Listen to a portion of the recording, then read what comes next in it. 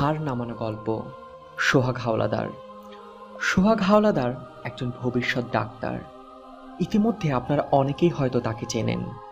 হাজার সীমাবদ্ধতাকে জয় করে অনুপ্রেরণার এক অনন্য দৃষ্টান্ত হয়ে উঠছেন তিনি। পড়ছেন ঢাকা মেডিকেল কলেজে ফাইনাল ইয়ারে।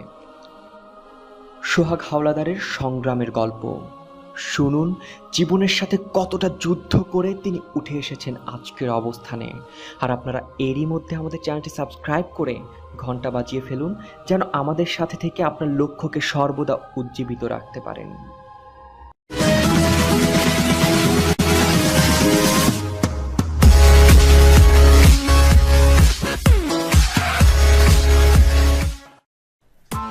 Press the bell icon on the YouTube app and never miss another update.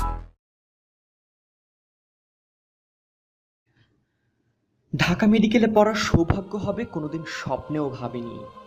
এখনো ভাবতে অবিশ্বাস্য লাগে যে আমার কাছে মেডিকেল ভর্তি পরীক্ষার ফর্ম কেনার টাকা পর্যন্ত ছিল না। এমন দিনও আমাকে পার করতে হয়েছে। দারিদ্র্যের সাথে লড়াই করে কেটেছে শৈশব। বাবার সাথে খেতে কাজ করা, রাতে মাছ ধরতে যাওয়াই ছিল আমার প্রতিদিনের কাজ। ৮-১০টা ছেলের মতো বিকেলে খেলাধুলা করার সময় হয়নি কখনো। কিভাবে 2 বেলা খাবার জোগাড় করব তাই ছিল প্রধান লক্ষ্য। তবুও মনের মধ্যে একটা জেদ কাজ করত যে পড়াশোনা আমাকে করতেই হবে, বড় আমাকে হতেই হবে। তাই সারাদিনের ক্লান্ত পরিশ্রমের পর রাতে হারিকেনের আলোয় যখন পড়তে বসতাম, ক্লান্ত শরীর সায় না দিলেও মনের জোরে পড়তে বসতাম। অভাব অনটনের সংসারে যেখানে 2 বেলা 2 মুঠো ভাতই জোগাড় হয় না ঠিক মতন, সেখানে পড়াশোনা করা তো বিলাসিতা। আমি যখন ক্লাস 4-এ পড়ি, ফেব্রুয়ারি মাসে মা মারা যান।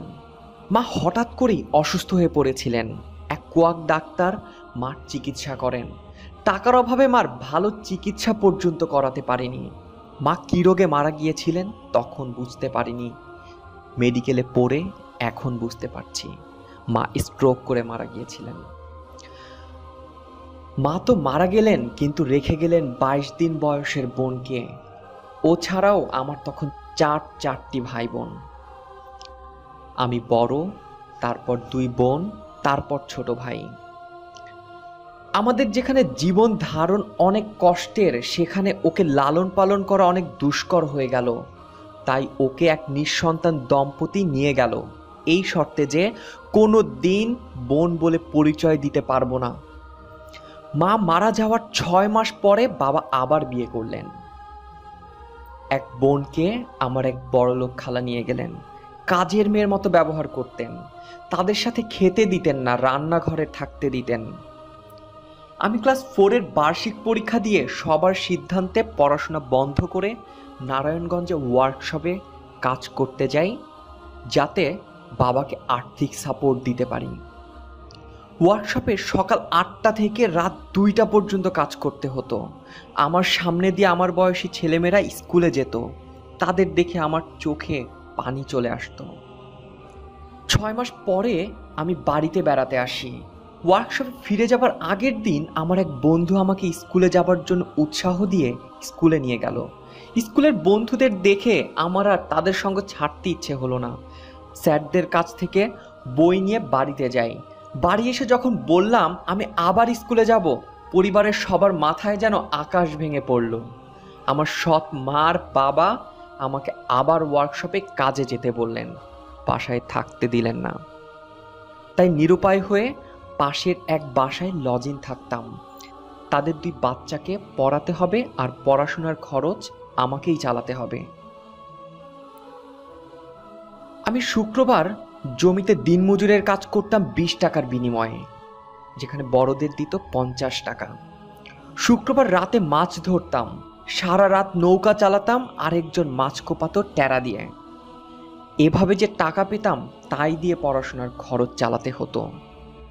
সবার মতকে উপেক্ষা করে 6 মাস গ্যাপ দিয়েই ক্লাস 5 ফাইনাল দিলাম। বৃত্তি পরীক্ষার গাইড কেনার জন্য বাড়ির এক চাকরিজীবীর কাছে টাকা চেয়েছিলাম।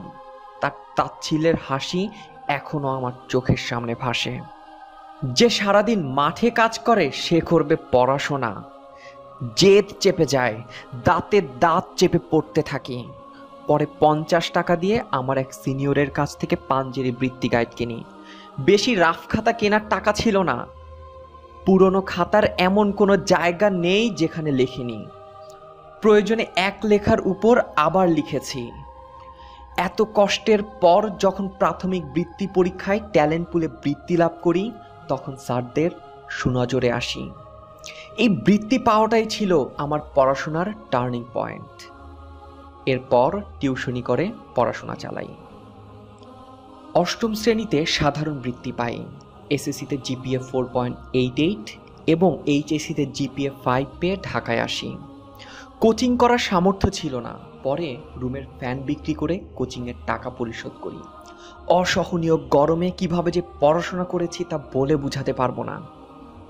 ভর্তি পরীক্ষা দিয়ে ঢাকা ইউনিভার্সিটিতে চান্স পাই প্রথমে।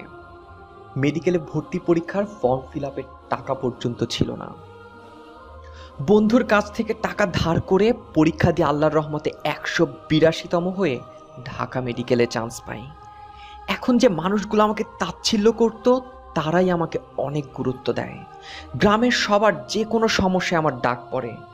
আমিও গ্রাম থেকে ঢাকা মেডিকেলে আসা রোগীদের যথাসাধ্য চেষ্টা করি সাহায্য করার। মনে এক অন্যরকম প্রশান্তি আসে।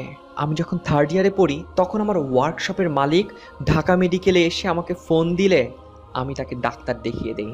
আল্লাহ আমাকে মানুষের সেবা করার যে মহান সুযোগ দিয়েছেন, প্রার্থনা করি যেন আমি সে সুযোগকে কাজে লাগাতে পারি। আমি কোনোদিন আর্থিক স্বাধীনতা পাইনি, তাই বলে কোথাও থেমে থাকিনি।